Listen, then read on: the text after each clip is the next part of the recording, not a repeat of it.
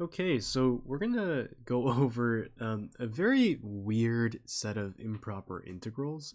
We're gonna do two today that use a technique called Feynman's technique, which is really from a guy named Leibniz, who created the idea of differentiating under the integral.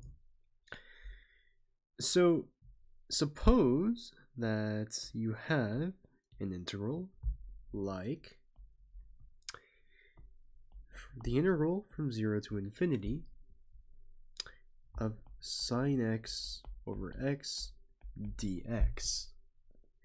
Now, if you know what the function looks like, well, you're going to notice that it's really just going to be something like this. Oops. Sorry, I'm really bad at drawing this. And it'll keep going on and on and on.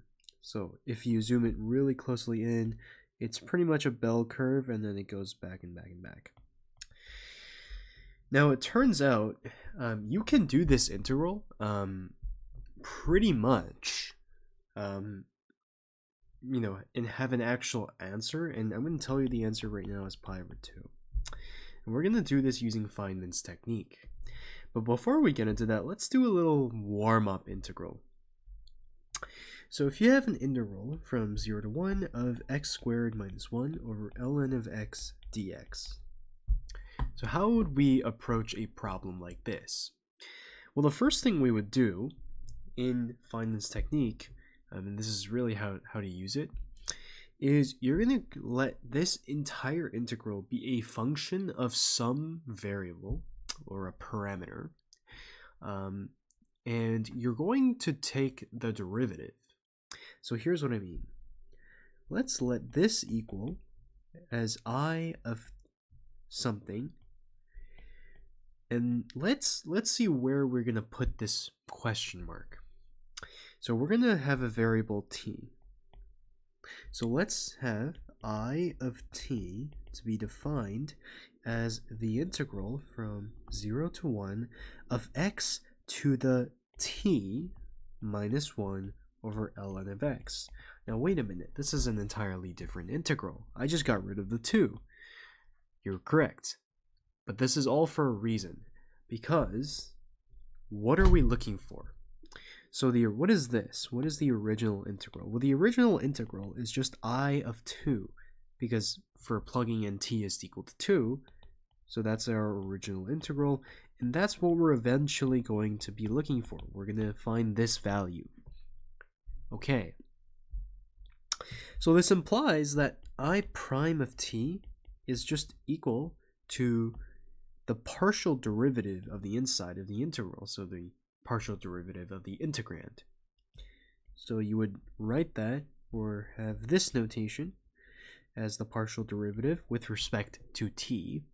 Remember, this is a function of t, so we got to take it with respect to t. And, we're going to write that all out. Now, recall that the derivative of a constant to the x is equal to that same thing times the ln of a. But in this case, we have x to the t, so don't get confused here. Remember, we're taking it with respect to t, so this is really just going to be from 0 to 1. We're going to have x to the t ln x, okay, ln of x. Now the 1 is just going to go away, and in this case, ln of x will just stay, right? It's going to remain. And why? Because ln of x in the t world is a constant. Okay, so this constant just dies out, and this remains where it is. And we're still taking the integral. Okay, so it's very clear from here that we're going to just cancel these two out. And this is really the integral of 0 to 1 of x to the t dt. Now this is a really easy integral. This is just x to the t plus 1 over t plus 1. That's the reverse power rule. And we're going to take it from 0 to 1. And if we plug in, remember, this is now back in the x world. So we're going to plug in 1. So it's going to be 1 to the t plus 1 over t plus 1 which is pretty much just 1. And then minus 0 to the t plus 1 over t plus 1. So this is all really just, in this case, all we're going to be left is 1 over t plus 1. Right, this is just 1. This entire thing is 0. We're just left with this. Okay, so we're going to rewrite this as I prime of t, because that's what we've been finding this entire time, right? And from here, once we have I prime of t, we're going to now take the integral, because we're only left with t, so we can go back to the original. Okay, so let's integrate both sides, with respect to t. So we're just going to have I of t is equal to ln of absolute t plus 1, which is, what the integral of this guy is. And then obviously we have our constant of integration. Okay, so how are we going to find the constant of integration? Well, we can start by recognizing that let's see what I of t originally was. We said that I of t is the integral from 0 to 1 of x to the t minus 1 over ln of x dx. Is there anything we can do to maybe find the constant? Yes.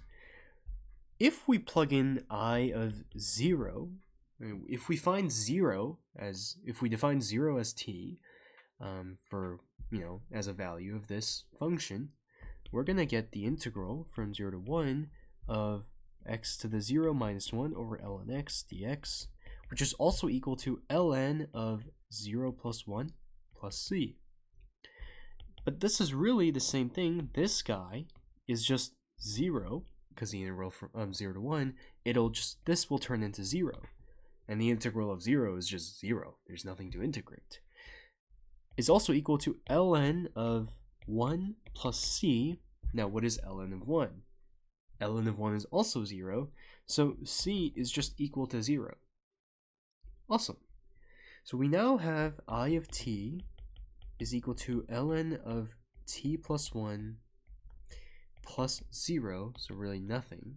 And remember, what were we looking for all the way up here? This is what we're looking for, I of 2. So let's go back down and let's figure out, okay, what is I of 2? And I of 2 is simply ln of 2 plus 1 or ln of 3. Awesome. Really simple, guys.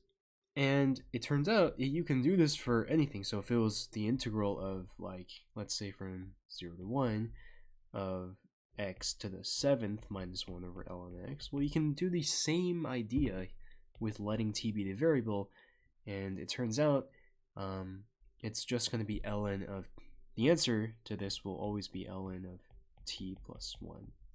So when you create the parameter t in the exponent. Okay, so the answer to this is ln of 3, and I'm just going to keep that circled.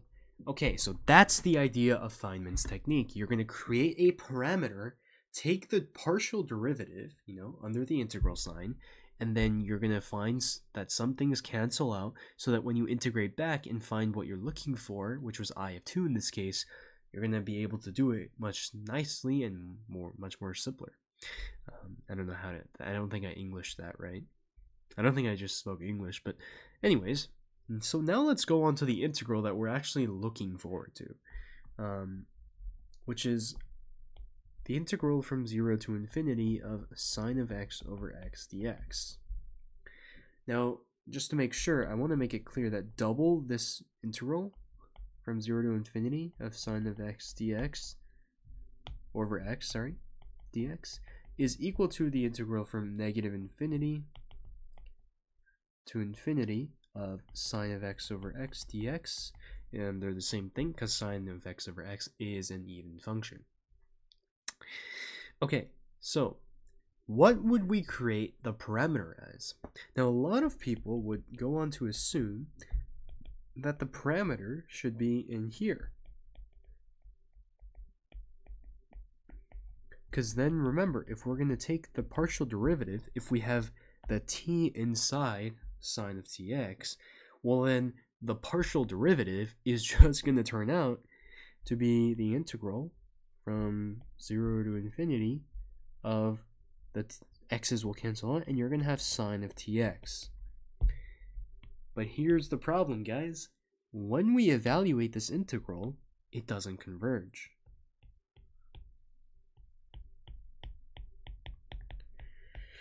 Because on the infinite interval, all trig functions, particularly sine and cosine, except for the arctan and some other stuff, a lot of trig functions, including sine and cosine, do not converge, right? Because they're oscillating. So, you know, how would you find the integral when it's always going to be oscillating? So this obviously does not work at all. So what do we need to do? So let's go back and rethink of something. Now, we know that this function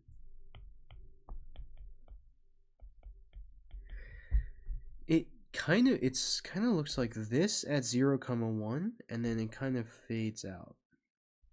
Right? It's just going to be, you know. But we need to do something to it. We need to make the oscillating we need to suppress it. We need to weaken it. So what we're going to do is we're going to create a new parameter. And this is going to seem like it came out of nowhere. We're going to multiply this entire thing by e to the negative tx dx. Okay. So what this is going to do is if you have a normal sine graph like this, it's going to essentially turn it into this. Do you guys see what's happening? It's as it goes to infinity, it's starting to kind of converge. It's starting to go to a certain point. It's getting the oscillations are, you know, the amplitudes, maybe you could say, are getting smaller and smaller. And so that's the idea of multiplying by this specific function, this transcendental function. And you're going to see very clearly that after we do this, this is going to have a very nice result. Okay, so take the derivative as we did before. So this is just going to be the integral from 0 to infinity of the partial derivative with respect to t of the inside. And boom, you're going to notice that once we solve this partial derivative, that all that's going to matter is that the x from this is going to come out. So this is really just going to be, and you know, it's going to be negative x, so we're going to be left with e to the negative tx sine x dx. Oh, and then I believe, yeah, we do have the negative here. And we can really just bring out that negative to the front there, so nothing really to worry about. So there you go. We have our first part. We have the I prime of t.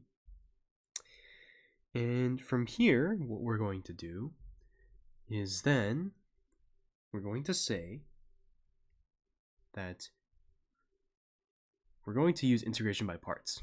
That's what I was trying to say. So what we're going to do is the DI method. And let me do that.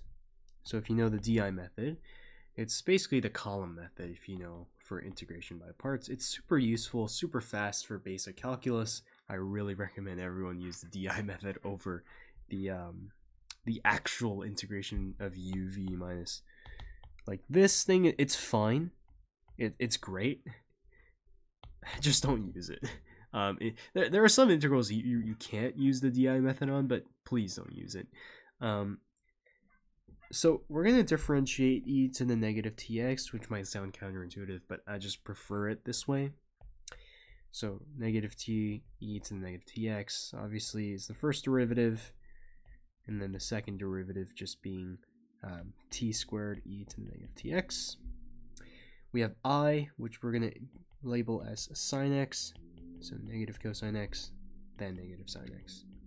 Okay, So now we're going to do the DI method, integration by parts, multiply diagonally, and then integrate the horizontal row, which is the last row. So we're going to have, and I'm going to label all of this in a different color as this part. So this is going to be negative.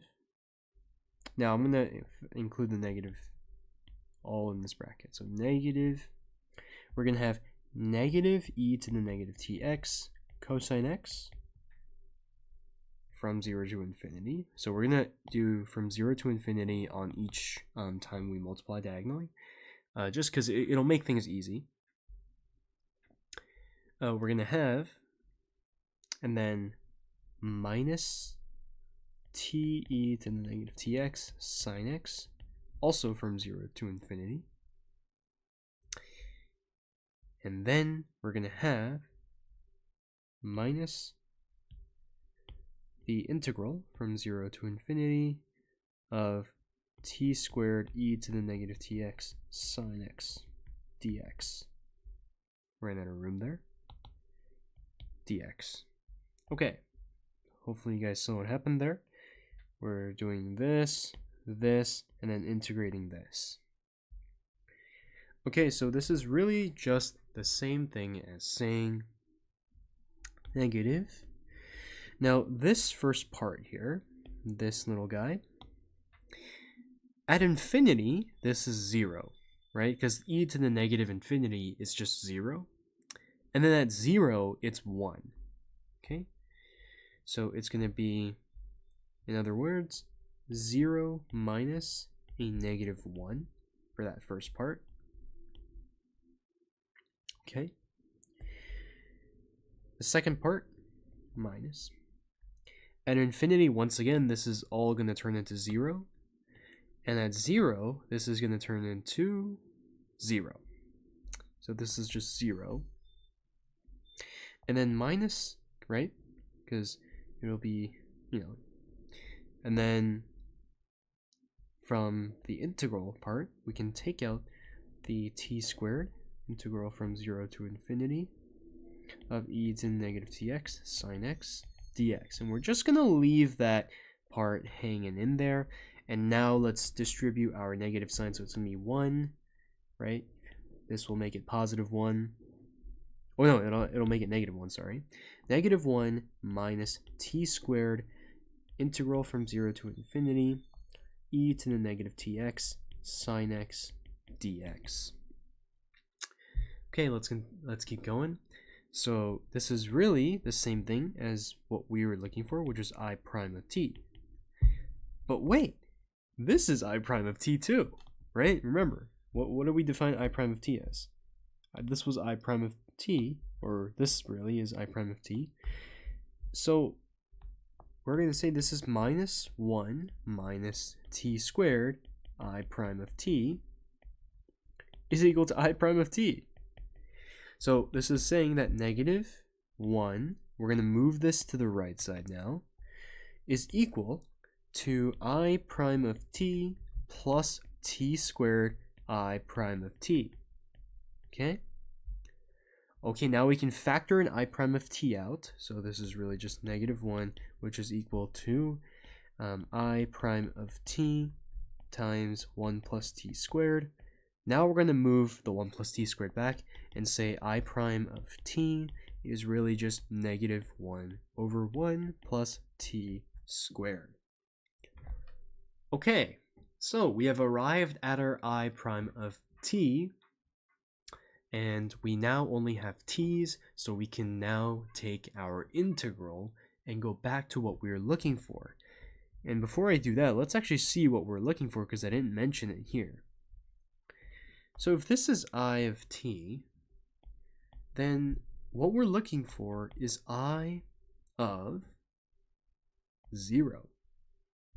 I of 0 is what we're looking for, because if you plug in 0 into here, it's just 1, and you get the original integral.